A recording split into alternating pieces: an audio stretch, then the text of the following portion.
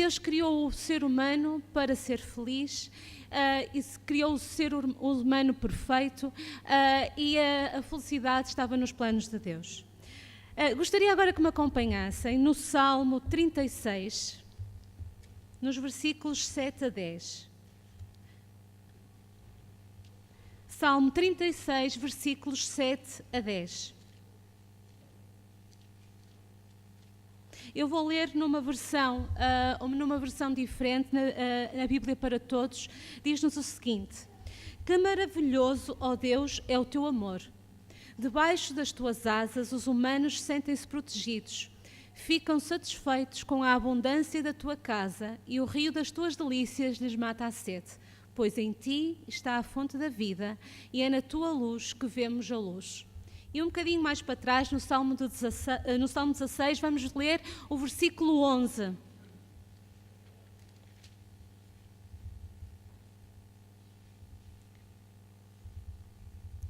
Diz o seguinte: hás de mostrar-me o caminho que conduz à vida, saciar-me de alegria na tua presença e de eterna felicidade ao teu lado.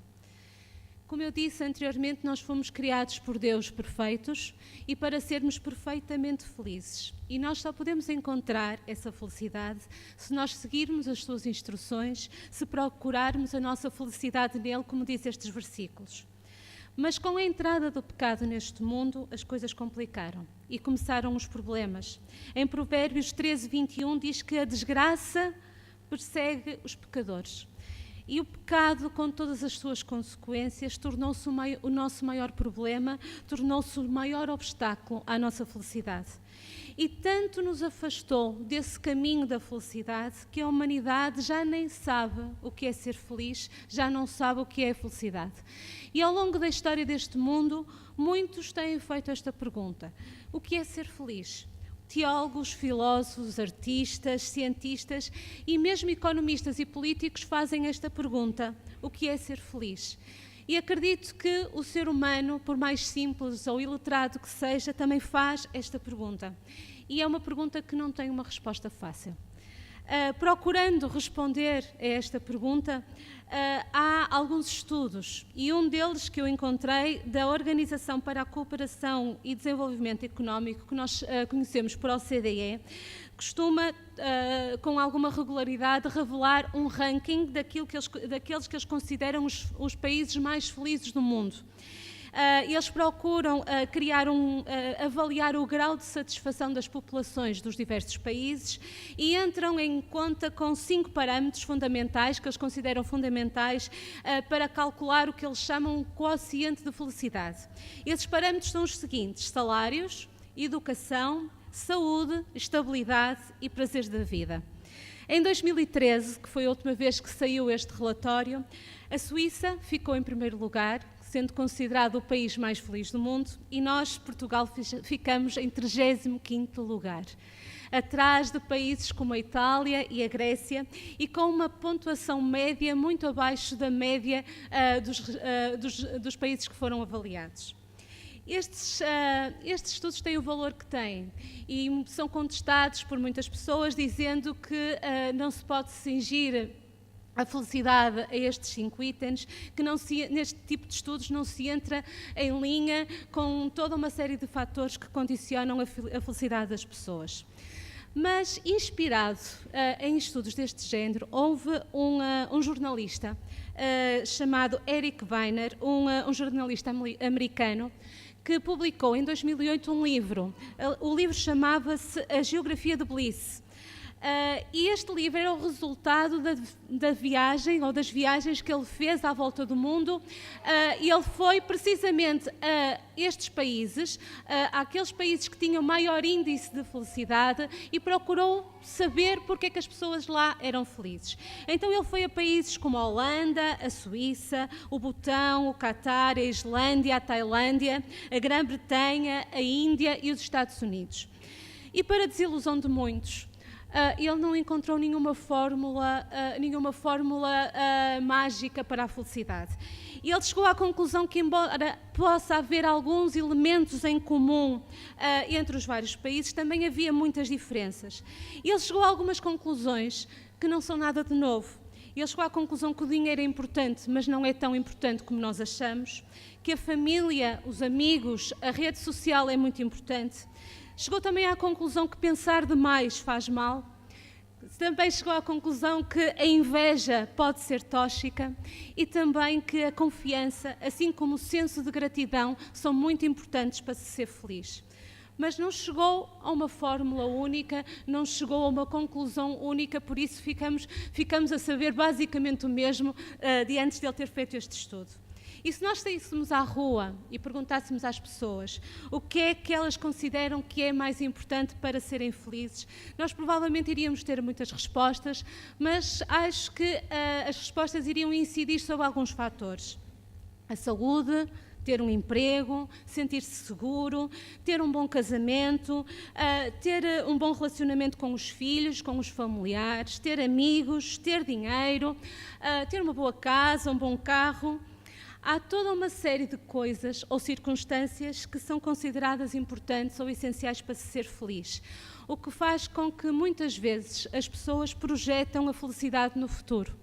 Eu vou ser feliz quando eu tiver isto ou quando tiver aquilo, ou eu vou ser feliz quando eu for isto, quando eu for aquilo, e vivem o presente num estado de constante insatisfação e esquecem-se de ser felizes agora e projetam a felicidade para um futuro que não sabemos se virá ou como virá.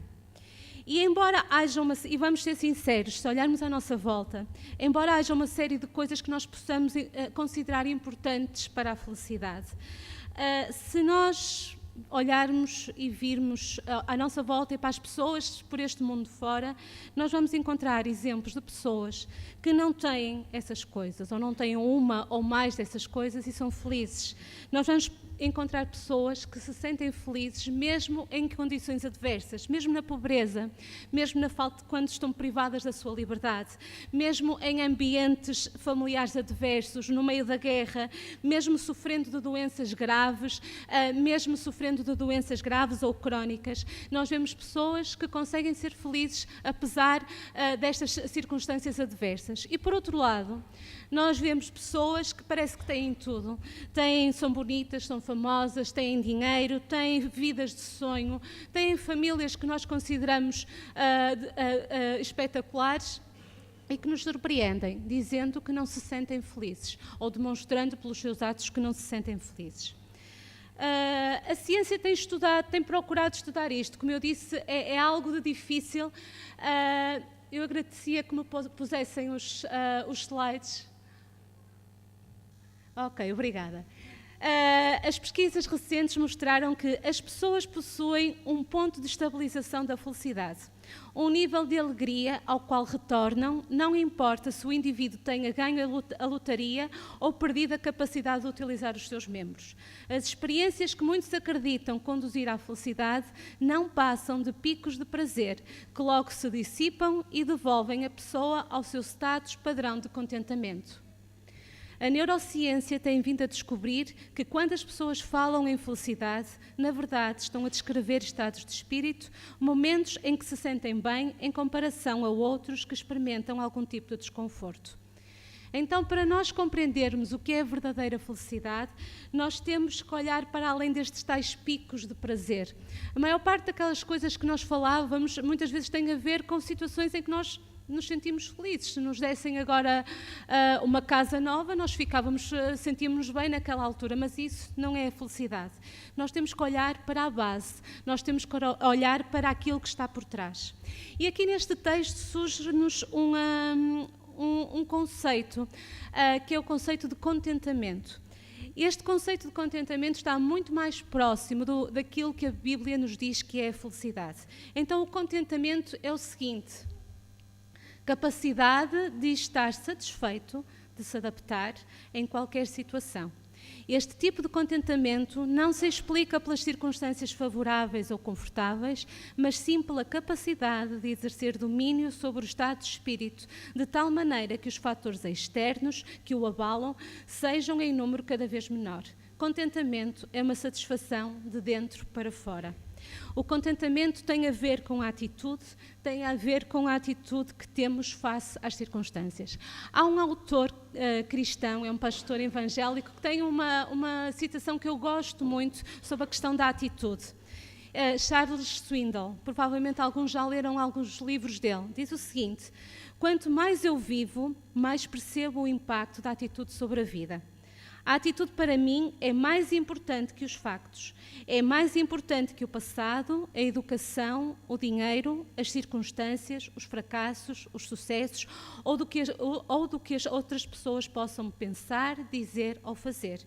É mais importante que a aparência, o talento ou a habilidade. A atitude criará ou quebrará uma empresa, uma igreja, um lar. Agora, a coisa mais notável é que nós podemos diariamente fazer a escolha da atitude que queremos ter para o nosso dia.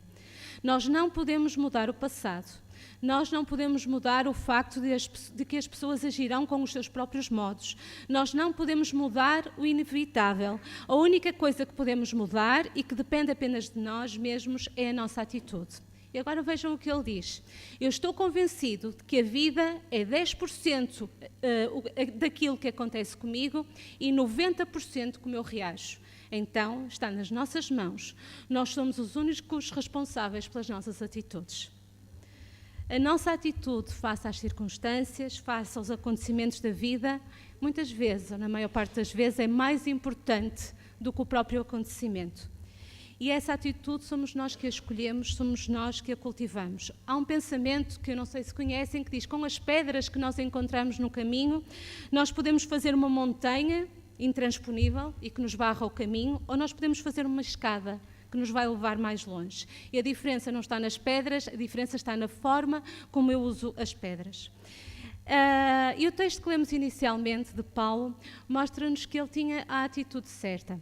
E eu gostaria agora que me acompanhassem em Filipenses, no mesmo livro, no capítulo 4. Gostaria, enquanto procuram, relembrar que quando Paulo escreve esta carta aos Filipenses, ele está preso. Ele está numa situação nada favorável e ele está privado da sua liberdade. Mas ele escreve o seguinte, Filipenses 4, 10 a 12. Ora, muito me regozijei no Senhor por finalmente reviver a vossa lembrança de mim, pois já vos tinhais lembrado, mas não tinhas tido a oportunidade. Não digo isto como por necessidade, porque já aprendi a contentar-me com o que tenho. Sei estar abatido e sei também ter abundância. Em toda a maneira e em todas as coisas estou instruído, tanto a ter fartura como a ter fome, tanto a ter abundância como a padecer necessidade. Ele diz-nos que já aprendi a contentar-me com o que tenho. E no versículo 12, na versão A Bíblia para Todos, diz que aprendi a viver em toda e qualquer situação. Este contentamento que Paulo sentia era independente das circunstâncias externas. Ele diz aqui que podia ter abundância ou passar por necessidade, podia estar livre ou podia estar preso, independentemente da circunstância em que ele estivesse a viver, Paulo tinha aprendido a sentir-se contente e a ser feliz. Isto faz-nos lembrar, se calhar alguns estão-se a lembrar, de um episódio passado com Paulo em que ele demonstra mesmo isto.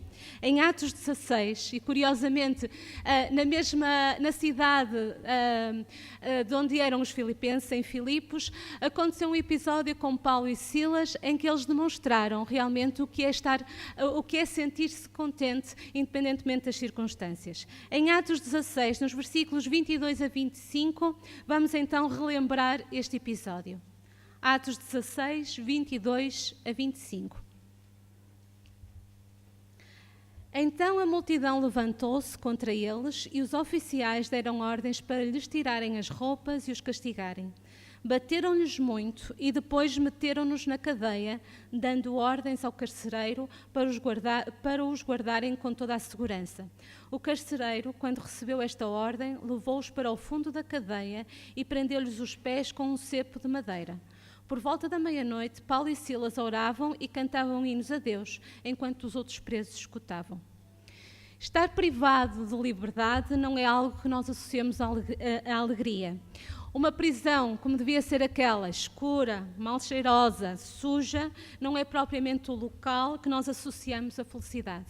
Estar preso, estar ainda por cima cheio de dores, com o corpo dorido, com as pernas presas sem se poder mexer, não são propriamente as circunstâncias que nós associamos a estar alegre e a regozijo, e não são as circunstâncias que nós associamos à vontade de louvar a Deus.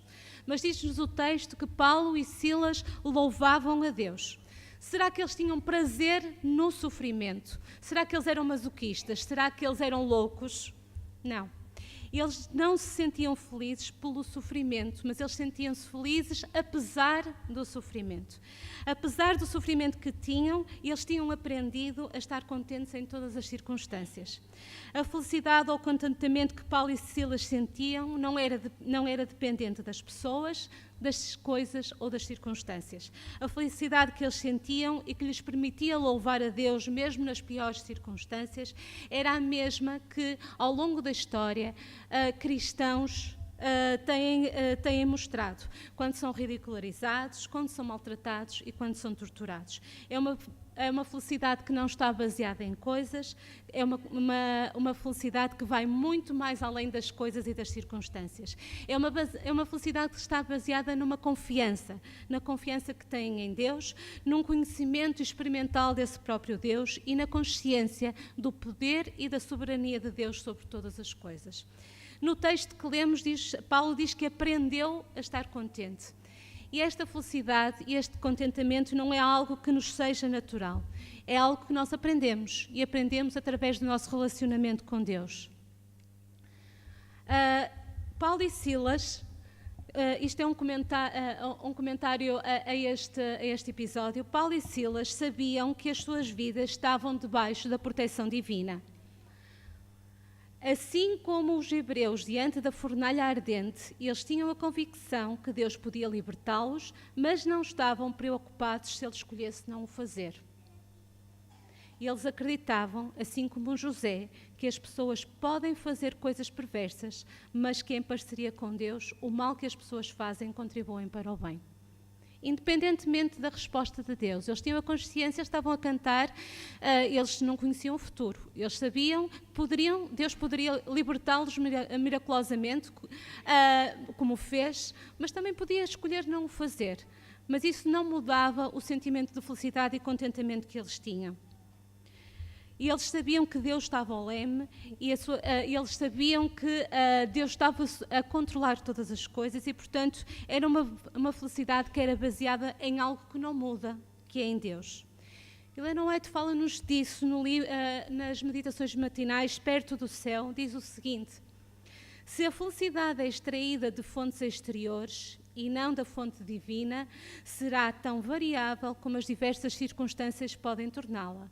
Mas a paz de Cristo é uma paz constante e duradoura.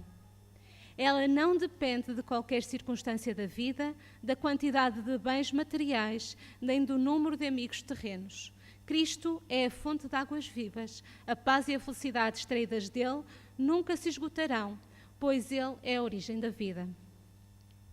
Se nós pensarmos bem e refletirmos, nós neste mundo poderemos ter e temos muitas razões para sermos infelizes.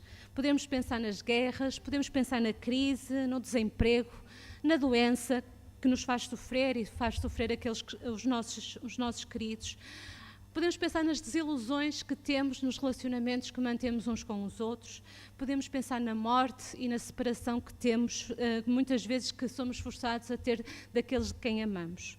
Nós podemos pensar em muitas razões para sermos infelizes, mas há uma grande razão que nós, como cristãos, temos para sermos felizes.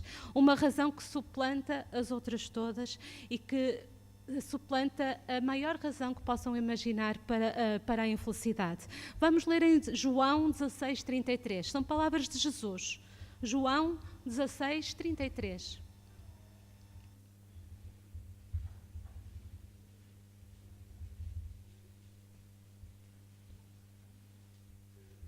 Nós conhecemos bem este versículo, disse-vos isto para que encontrem a paz em mim. Têm muito que sofrer no mundo, mas tenham coragem.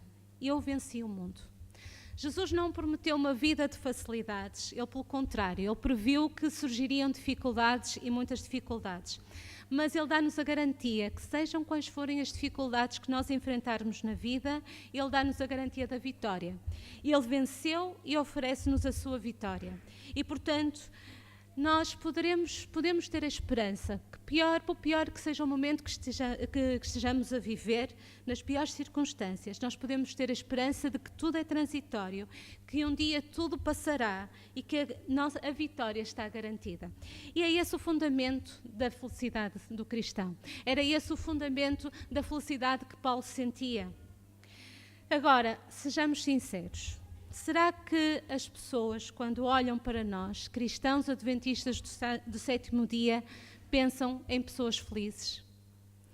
Será que associam o ser cristão adventista do sétimo dia a uma série de regras, a uma série de nãos, a uma vida cheia de limitações? O que é que nós transmitimos aos outros? O que é que nós transmitimos através das nossas atitudes e através das nossas conversas? Mais importante que isto, porque nós transmitimos aquilo que vai cá dentro, o que é que nós pensamos? Será que nós, sinceramente, achamos que ser cristão, no nosso caso adventista do sétimo dia, é um motivo para sermos as pessoas mais felizes do mundo? Vamos ler uma citação de Ellen White, do livro Fundamentos da Educação Cristã. A religião de Cristo não apaga, nem mesmo enfraquece uma única faculdade. De maneira alguma vos incapacita para o prazer de qualquer verdadeira felicidade. Não se destina a diminuir o vosso interesse na vida ou a tornar-vos indiferentes aos reclamos de amigos e da sociedade.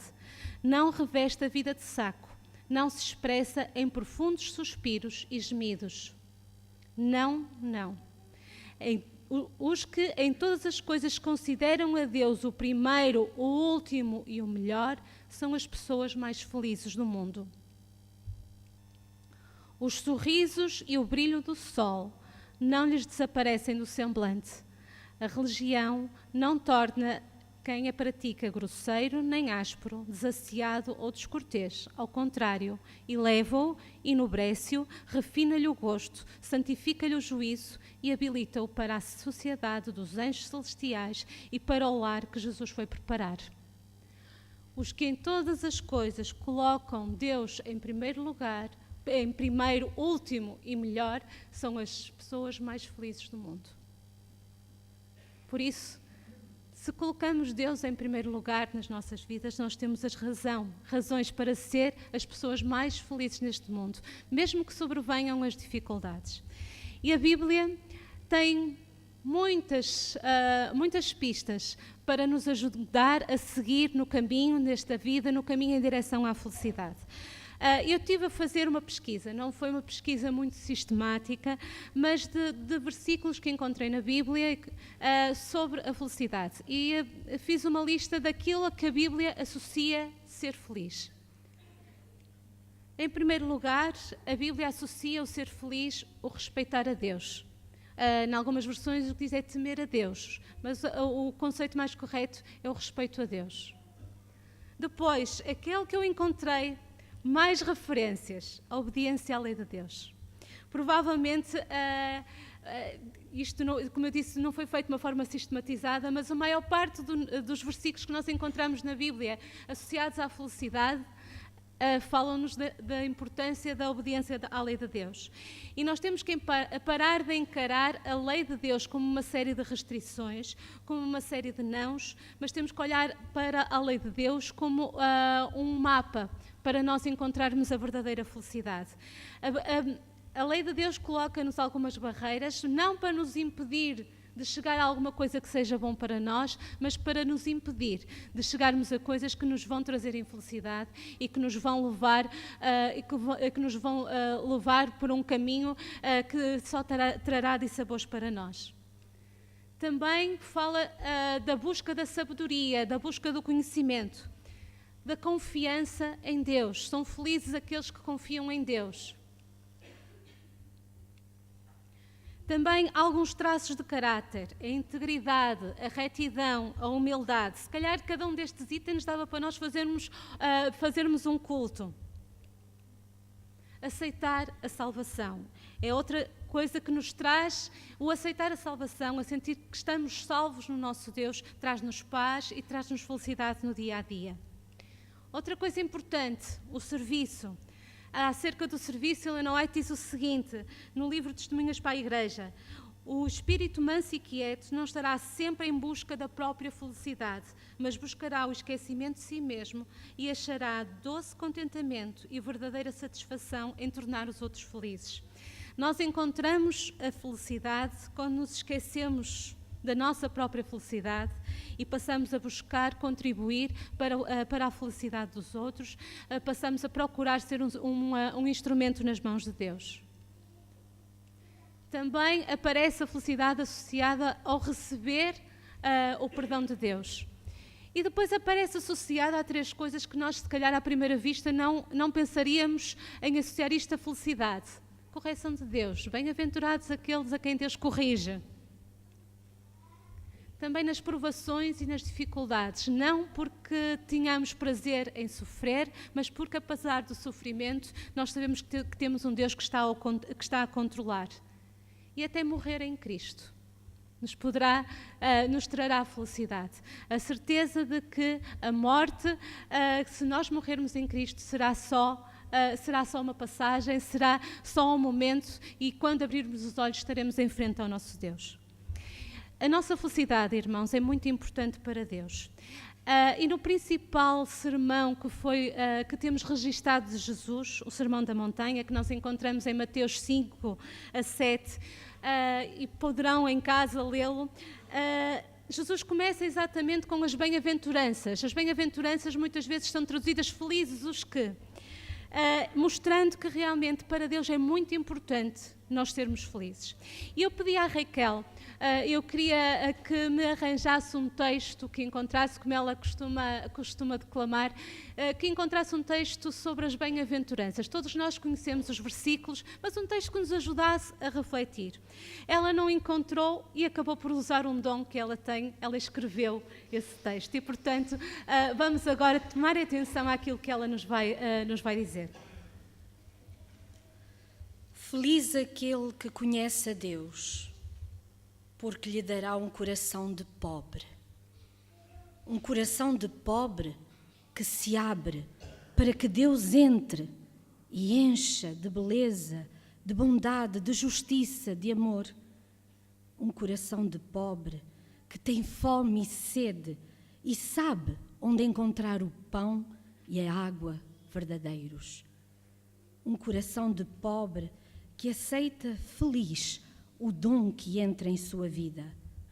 Um coração de pobre que chora por dentro a sua dor e sente, só ele, o consolo da mão do Pai no ombro. Um coração de pobre que anseia fazer a vontade de Deus e vê o milagre acontecer.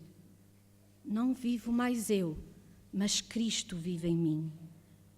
Um coração de pobre que vê em cada homem um irmão. Um coração de pobre que vem a Deus como uma criança, sem máscara.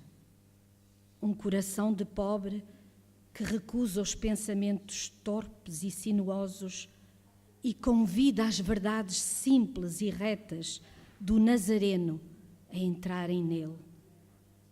Um coração de pobre que não espera honras e glórias, apenas aspira a viver uma vida de serviço como a do seu mestre.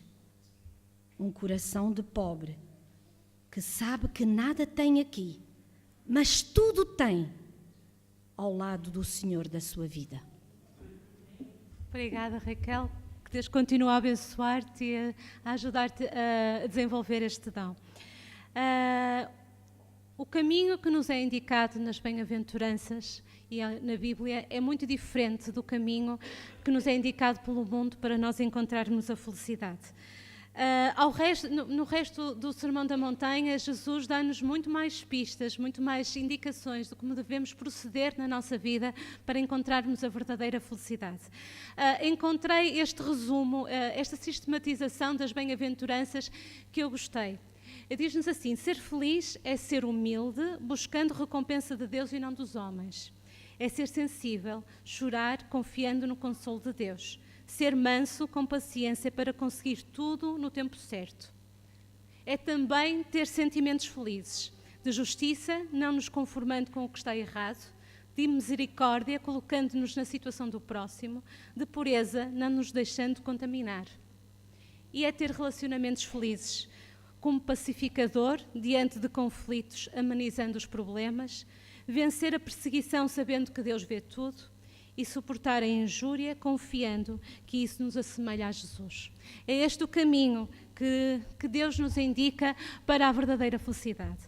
Mas esta felicidade ou contentamento que é independente das circunstâncias, que vem de dentro para fora, que se baseia em Deus e que a Bíblia nos convida e hoje vos queria convidar a viver, não tem nada a ver com resignação, não tem nada a ver com conformação, não tem nada a ver com ausência de ambição. Nós somos convidados a lutar, a procurar superar-nos, a ter uma santa ambição. Ellen White, no livro A Ciência do Bom Viver, diz o seguinte: Deus deseja que cresçamos constantemente em santidade, felicidade e utilidade. Todos possuem aptidões que devem ser ensinados a considerar sagrados dons, a apreciar como dotes do Senhor e a empregar devidamente. Ele deseja que os jovens cultivem todas as faculdades do seu ser, exercitando ativamente cada uma delas.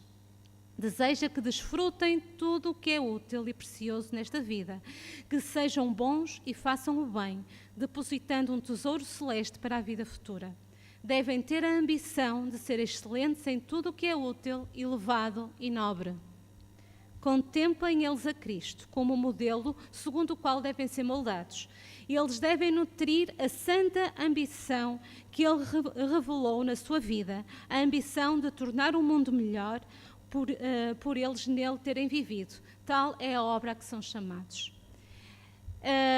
É uma felicidade que não é uma felicidade conformista. Pronto, não tenho isto, pronto, está bem. Não é isto que Deus quer de nós. Há coisas que se calhar não vamos ter ou acontecimentos que vão ocorrer que nos vão ser desagradáveis, mas temos que ter a noção que Deus quer que lutemos, que façamos a nossa parte. E que quando as coisas não ocorrerem de acordo com aquilo que nós planeamos, que tenhamos a confiança que Deus está ao leme e que se as coisas não aconteceram dessa forma, foi pela sua vontade. Eu gostaria agora de falar de um jovem, ainda há pouco tempo, acho que foi a Sílvia que falou dele na escola sabatina. É um jovem cristão. Ele chama-se Nick Vujicic, provavelmente alguns já leram os livros dele. Este homem é um jovem cristão que nasceu sem braços e sem pernas. Imaginem-se não terem braços e não terem pernas. E vejam o que ele diz. Ser ou não feliz é uma escolha tua. Muitas pessoas pensam que eu não posso ter uma vida normal porque não tenho braços nem pernas. Eu poderia escolher acreditar nisso e desistir de tentar. Eu poderia ficar em casa e esperar que os outros cuidassem de mim. Em vez disso, escolho acreditar que eu posso fazer qualquer coisa e tento sempre fazer as coisas por mim. Eu escolho ser feliz. Eu sou feliz porque sou sempre grato. E ele continua. E eu tenho a escolha de ficar zangado com Deus por aquilo que não tenho ou ser grata a Ele por aquilo que eu tenho. Troquei a vida de autopiedade que eu estava a viver por uma vida de propósito. E imaginem os desafios que vocês possam ter na vida. Este jovem tem desafios que vocês não conseguem imaginar. A vida dele é cheia de dificuldades, momentos difíceis, desafios que ele tem que superar. Mas ele escolheu confiar em Deus. E há um texto que ele diz que foi o texto que o ajudou a mudar a sua vida, que encontramos em João 9, 1 a 3. Vamos ler. João 9, 1 a 3.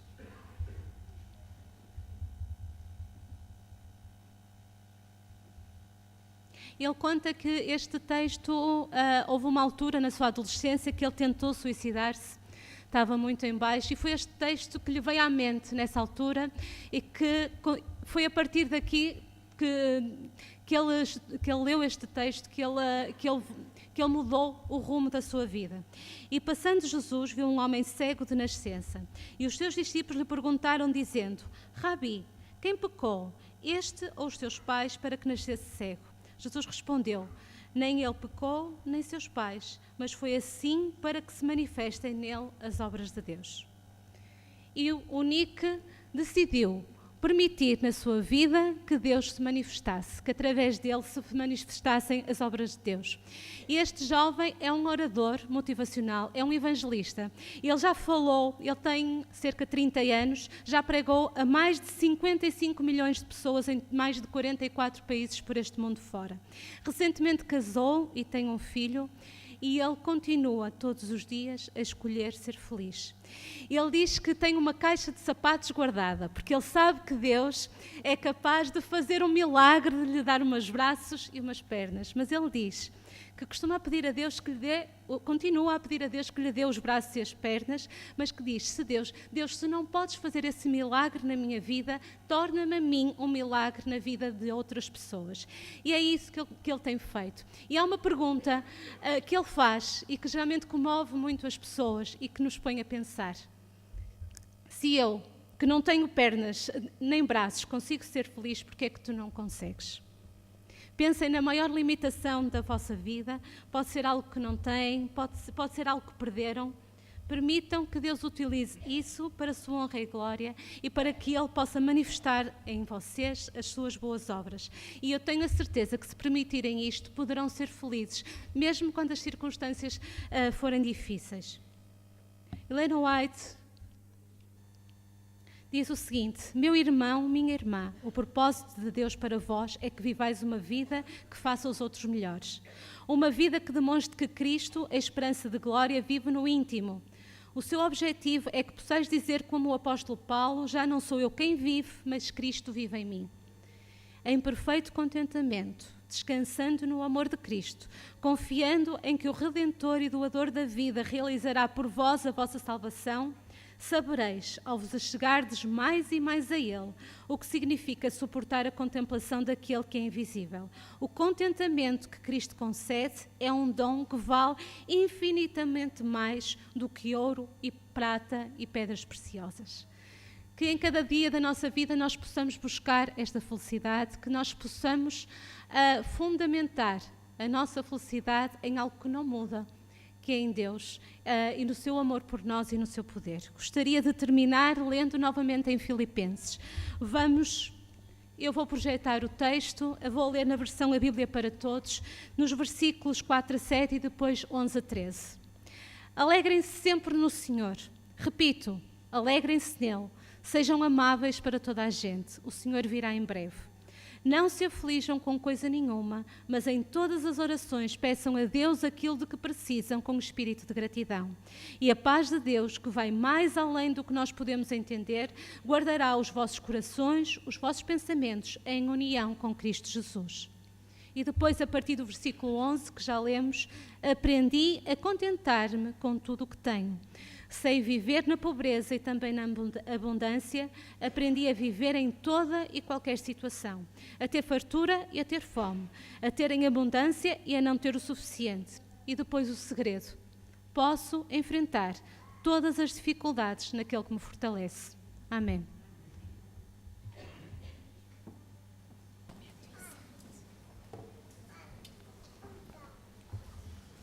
Sou feliz com Jesus é o hino com que vamos terminar o culto desta manhã, número 230.